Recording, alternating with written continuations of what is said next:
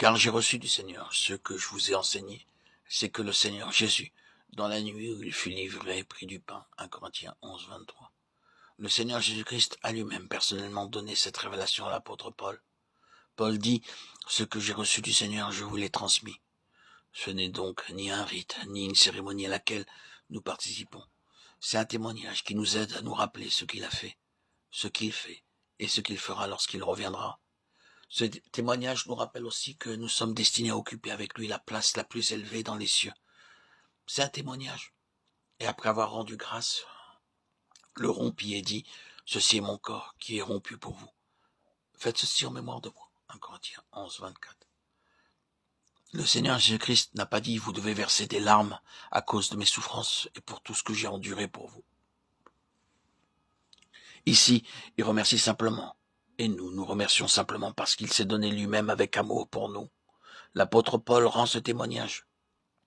Si je vis maintenant dans la chair, je vis dans la foi du Fils de Dieu qui m'a aimé et qui s'est livré lui-même pour moi. Galates 2:20.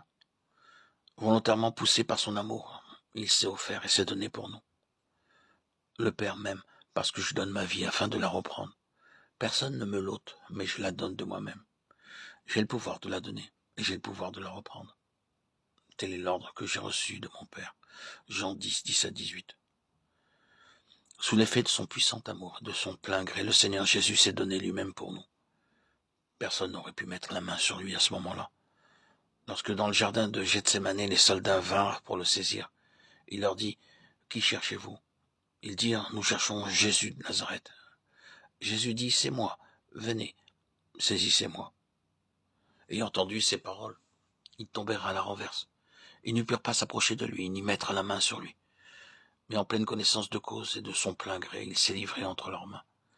C'est pour cette raison précise que nous rendons grâce en prenant le pain, car sa mort est une victoire céleste, éternelle, puissante, parce que par un seul sacrifice, il a amené à la perfection tous ceux qui se sont approchés de lui.